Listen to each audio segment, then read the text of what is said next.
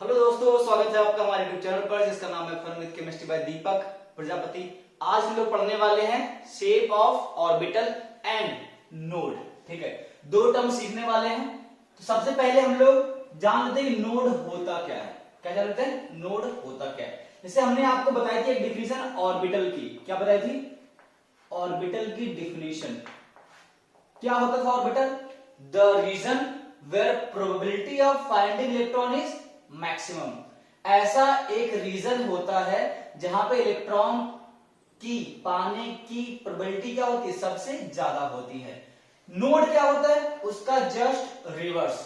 Reason where probability of finding electron is zero. ठीक है, जहां पे इलेक्ट्रॉन पाने की प्रोबेबिलिटी क्या हो? Maximum, that is orbital.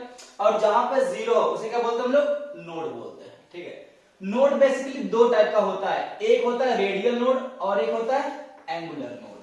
ठीक है, रेडियल नोड का एक और नाम है स्फेरिकल नोड। तो इसका नाम क्या हो जाएगा? Non spherical node. ठीक है, angular node is also called nodal plane या फिर प्लेनर नोड बोल देते हैं। क्या बोलते हैं? Planar node. देखते हैं एस ऑर्बिटल। ठीक है, एस ऑर्बिटल का जो शेप होता है वो होता है स्फेरिकल। वो क्या होता है? स्फेरिकल। कि आपको पता है कि एस सबसेल का एल क्या होता है? जीरो। क्या होता है? जीरो। इसकी एम की वैल्यू क्या आती है? जीरो।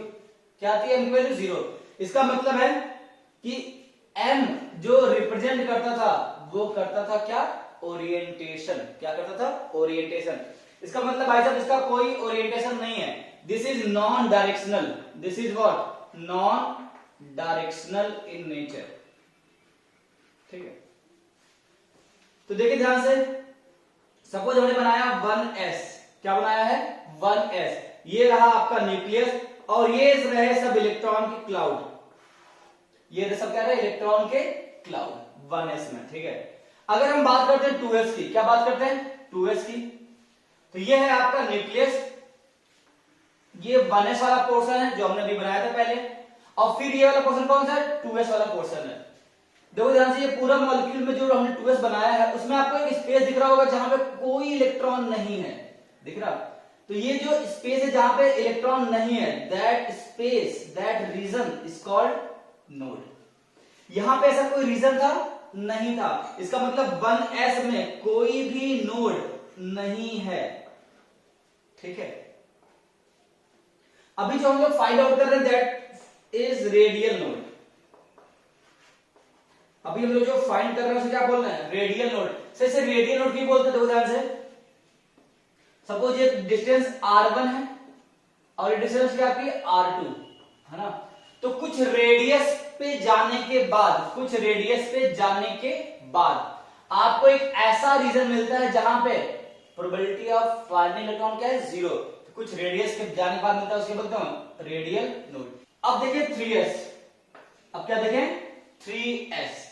इसमें क्या बाबू? 1s वाला शेप, 2s वाला शेप और फिर क्या आ गया? 3s वाला शेप।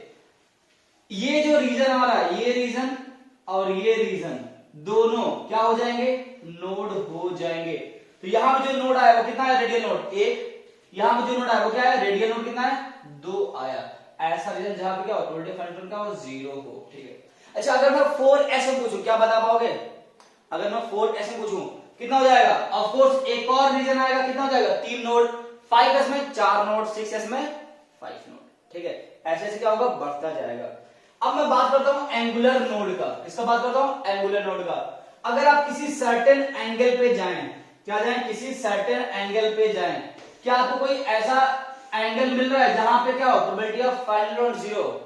ऐसा कोई भी आपको एंगल नहीं मिल रहा कि जहां पे प्रोबेबिलिटी ऑफ फाइंडिंग क्या हो? जीरो। या फिर ऐसा कोई प्लेन नहीं मिल रहा है ना। नोडल प्लेन, नोडल प्लेन क्या होता है? एक ऐसा प्लेन जिसपे प्रोबेबिलिटी ऑफ फाइंडिंग क्या हो? जीरो।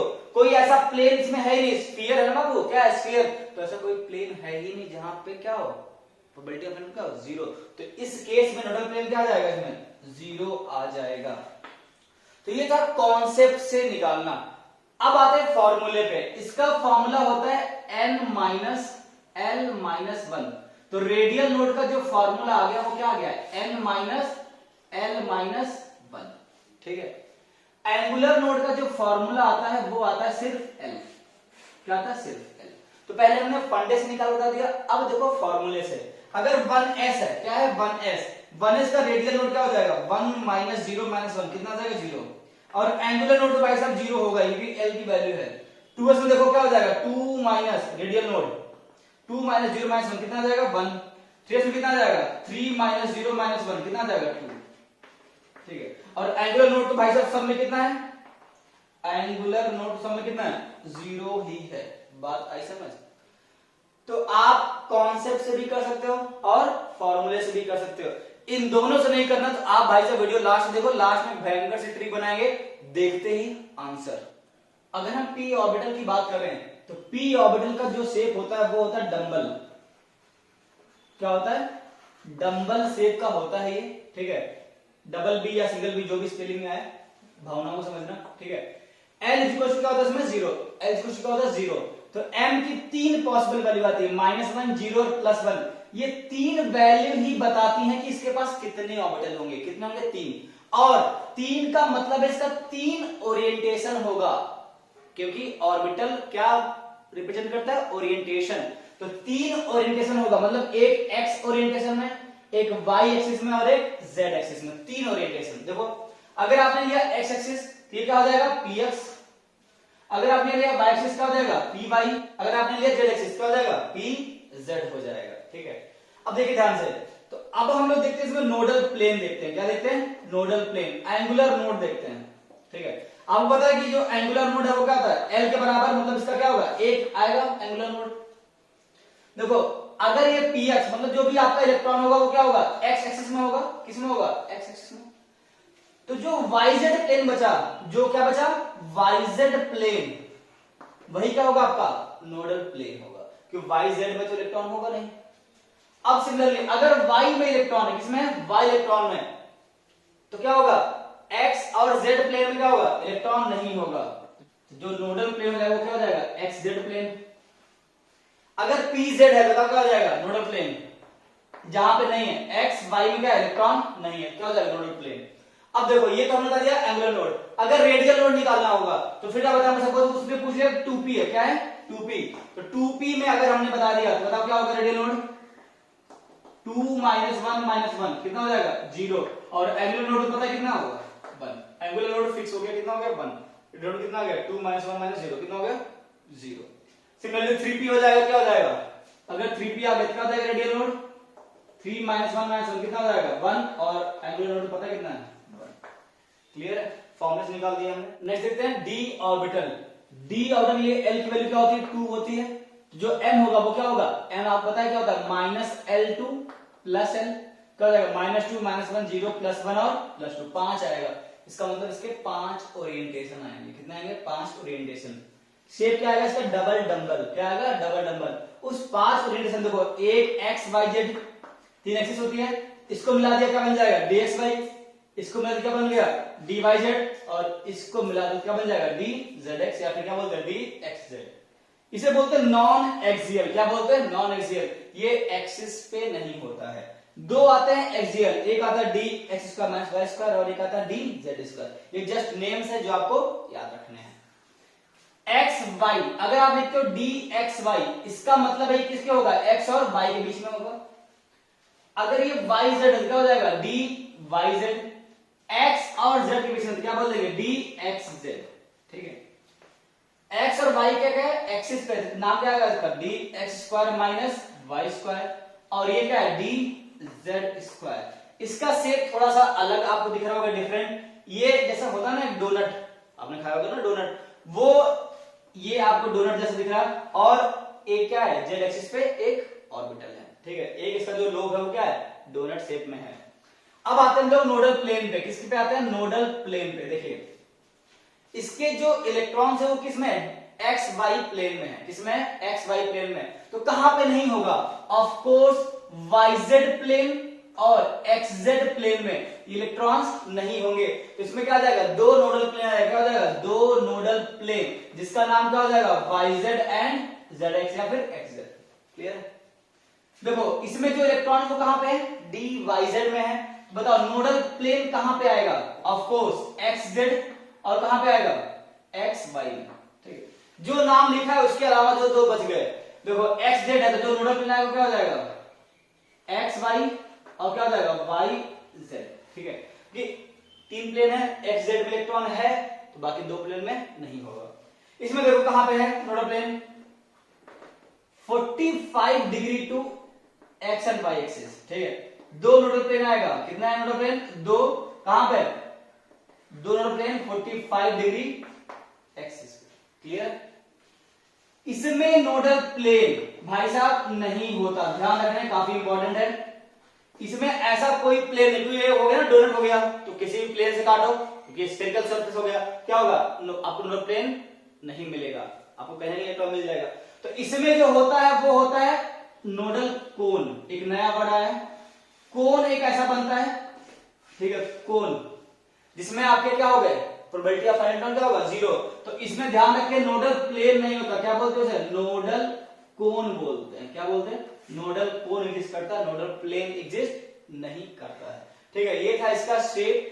अब हम आते हैं अपने फाइनल ट्रिक पे कि भाई साहब रेडियल नोड और एंगुलर नोड तुरंत कैसे निकालते हैं। देखिए एंगुलर नोड निकालना क्या है सबसे सिंपल है, एसपीडीएफ का एल वैल्यू क्या होता है 0 1 2 3 ये सबको याद होता है, और एल वैल्यू क्या है एंगुलर नोड है, ये निकालना क्या हो गया बहुत आसान। हम लोग जो बेसिक ट्रिक बता रहे हैं वो किसके लिए बता रहे हैं रेडियल नोड के लिए बता रहे हैं। ठीक है देखो ट्रिक है जो सबसे स्टार्टिंग में है उसकी वैल्यू क्या होगी 0, जो सबसे स्टार्टिंग में उसकी वैल्यू क्या होगी 0। तो अगर इसको कट करो तो रेडियल नोड की जो वैल्यू आएगी वो क्या आएगी 0 आएगी। क्लियर है। फिर जो सेकंड आएगी उसकी रेडियल नोड की वैल्यू क्या आएगी हमेशा 1, फिर जो आएगा क्या आएगा 2, फिर कितना आएगा 3, रेडियल नोड कितना 4, रेडियल नोड कितना आएगा 5, रेडियल नोड कितना आएगा 6। वाह कुछ याद नहीं करना भाई साहब, ये जो फॉर्मूला कोई याद नहीं कर रहा ध्यान से 1s 2p 3d 4s कितना हो जाएगा 0। उसके बाद जो सेकंड एग्जिस्ट करता है प्रूफ किया था ना 1s का 0 2s का 1 3s का 2 4s का 3 4 5 6। देखो भाई का आंसर आ रहा है। क्लियर है। फंडा क्या है कि जो स्टार्टिंग में बना रहा है, जो स्टार्टिंग में बन रहा है उसमें तो रेडियल नोड आएगा नहीं। ठीक है क्योंकि एक ही तो रेडियस था। उसके बाद एक गैप आएगा फिर रेडियल नोड 1 फिर 2 फिर 3। क्लियर है। देखिए ध्यान से आइए क्वेश्चन में अप्लाई करते हैं। जैसे 2s है क्या है 2s, s का स्टार्टिंग कौन सा 1 तो रेडियल नोड क्या हो जाएगा 1 और 0। s का स्टार्टिंग क्या था 1 था 1s था तो 2s क्या हो जाएगा सेकंड वाला। 3p बताओ p कहां स्टार्ट होता है 2p से स्टार्ट होता है, कहां से 2p तो 2p का 0 3p कितना हो जाएगा 1 और ये तो फिक्स है 1। क्वेश्चन करने के लिए पहले एंगुलर नोड लिख लो, f का कितना आ जाएगा 3, d का 2, s का 0, p का 1, ये लिख लिया एंगुलर नोड। रेडियल नोड देखो f शुरू कहां से होता है 3 से तो 3f का 0, 5d d शुरू कहां होता है 3d से 3d का 0, 4d का 1, 5d का 2, 4s 1s का 0, 2s का 1, 3s का 2, 4s का 3, 4p 2p का 0, 3p का 1, 4p का 2। खत्म बिना किसी फॉर्मूले के क्वेश्चन आया। आप डरो नहीं कि फॉर्मूला याद नहीं है ये नहीं याद है, जो स्टार्टिंग में जहां शुरू होता है उसका क्या होगा 0 हो जाएगा। बात आई समझ। अगर आपको ये वीडियो पसंद आया तो लाइक करो और चैनल को क्या कर लो सब्सक्राइब करो। तब तक के लिए एंजॉय करो।